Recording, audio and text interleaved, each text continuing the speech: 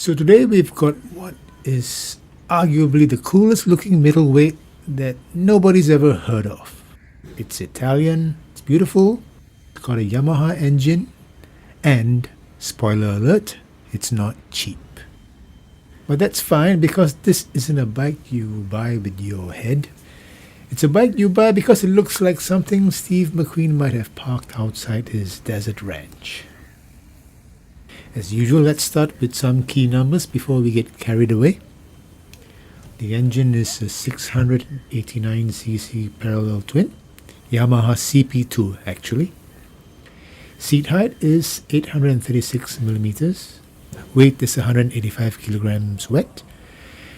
Maximum power is 74 horsepower and comes in at 9,000 RPM. Peak torque is 17 Newton meters at 6,500 RPM. Fuel capacity is 13 liters and the price is $32,500 on the road. Yes, 32.5 grand, which means this thing doesn't just cost more than an MT-07, it's even pricier than a Tenere 700.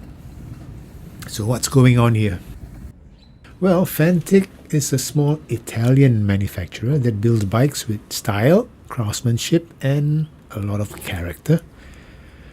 They're not mass market. Think of them as Italy's version of a boutique coffee roaster, but with two wheels and a handlebar. The Caballero range has a bit of everything. 125s, 500s and now this 700, which as mentioned earlier borrows its heart from Yamaha CP2. That's the same engine found in the MT-07, XSR 700 and the Tenere 700. The difference is everything else on the bike is pure Italian. The design, the chassis tuning, the final assembly, all done in Italy. I think it's absolutely gorgeous. There's a lot of attention to detail here. Plenty of billet aluminium components and tasteful touches everywhere. You get Brembo brakes, Marzocchi suspension, full LED lighting, a TFT screen with Bluetooth and 3 riding modes, street, off-road and custom. It's all beautifully integrated, and that instrument display is probably the most beautiful I've ever seen on a motorcycle. So yes, with this Fantic you're paying a premium, but at least you can see where your money went. And right off the bat, this is one of those bikes that's impossible to dislike. At least I think so.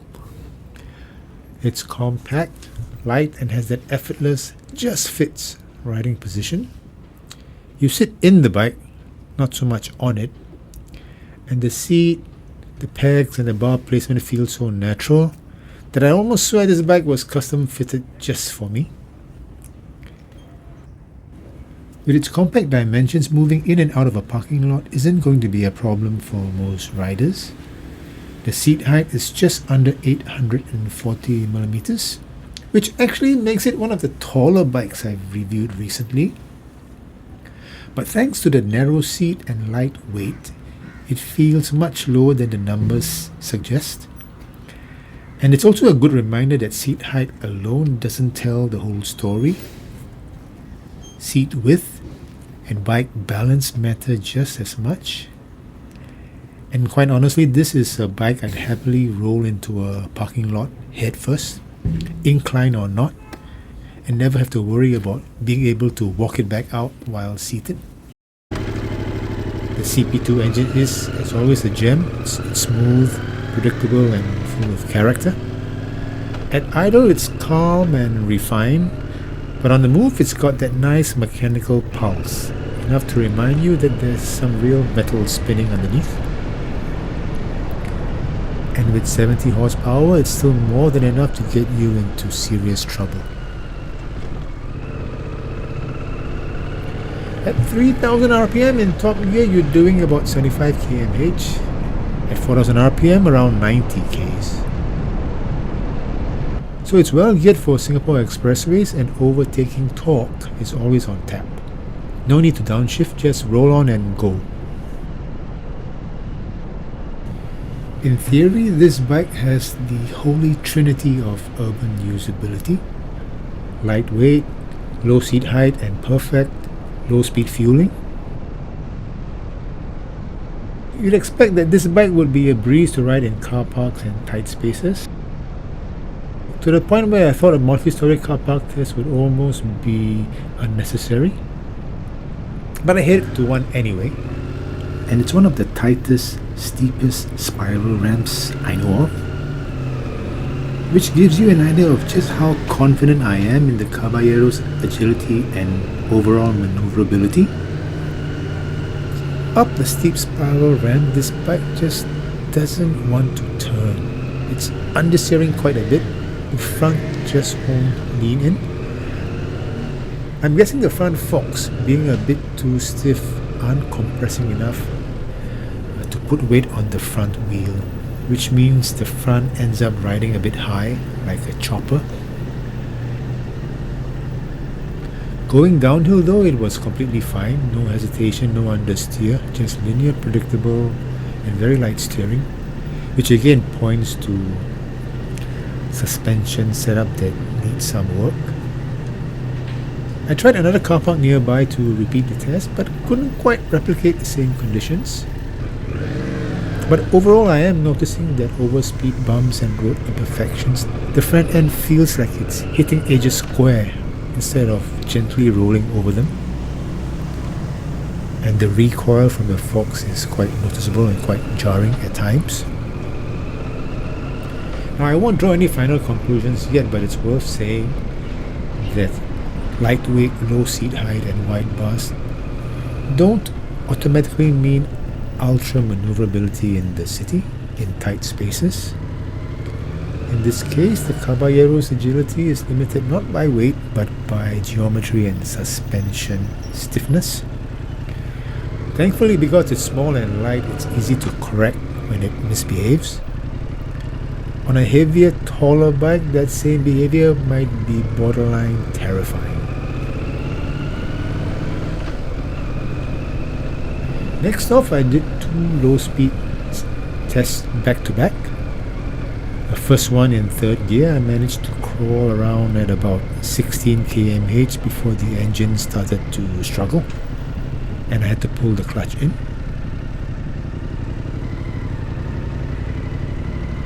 And after that, I tried the no throttle test in 2nd gear, clutch fully out, hands off the throttle, the bike just moving along at idle,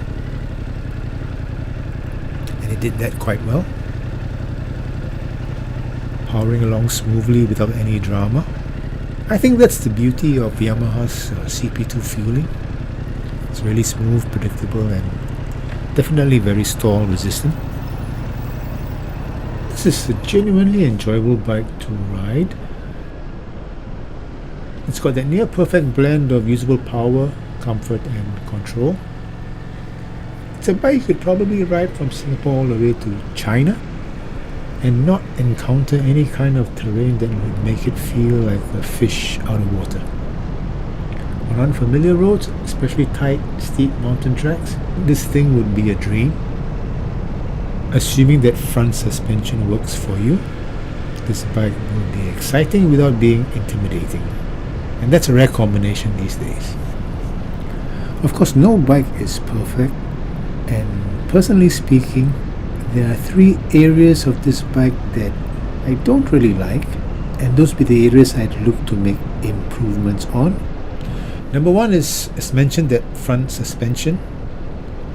The problem is that it's on the stiff side, and it's not adjustable, not even for preload. And it definitely feels like it's sprung for someone over 80 kilos. So at speed, that stiffness is great because it makes the bike stable and feels planted and confidence inspiring. But at low speed, it can feel a bit harsh, and it can clearly affect steering in certain conditions. Number 2 is engine heat. In city traffic, the fan kicks in early, which is good. It helps the engine stay nice and cool. but it also blows hot air straight onto your thighs. It doesn't get unbearable, but it gets warm enough to remind you that it's there. And the third thing I don't like are the tires. The Pirelli Scorpion Rallies are almost semi-knobblies, and maybe nice to have for soft soil or gravel, but less so for tarmac. Because at around about 50 or 60 km/h, you do get this noticeable hum, and I found that quite annoying. And if this were my bike, street tires would be the first upgrade, followed by a set of softer front springs and maybe some lighter oil. And then the ride would finally match the promise of this design. This Fantic Caballero 700 is, in my opinion, a little fine-tuning away from being a brilliant motorcycle. Now at highway speeds, I'm also noticing a slight buzz coming from the foot pegs, around about 90 km/h. It's there, it's nothing dramatic, and perfectly acceptable for a twin. It's not going to stop you from cruising comfortably all day at low triple-digit speeds. And again, this engine is just phenomenal. Smooth, responsive, and characterful. Plus, it's also got a reliability record that's second to none. So all said and done, what do we have? We have a 700cc middleweight that's beautiful to look at, light, characterful, and surprisingly refined. It's not a budget option, but it's also not trying to be. This is Italian style, Japanese reliability, and proper build quality rolled into one. Sure, the front could be softer and the tires quieter, but beyond that, this is a lovely motorcycle to live with. You could commute on it all week, then chase horizons across Malaysia and Thailand on the weekend. You also won't see many at traffic lights, and that's an important point. The Caballero is for riders who don't follow the crowd and care even less about what the crowd thinks. That's it for me. See you in the next video.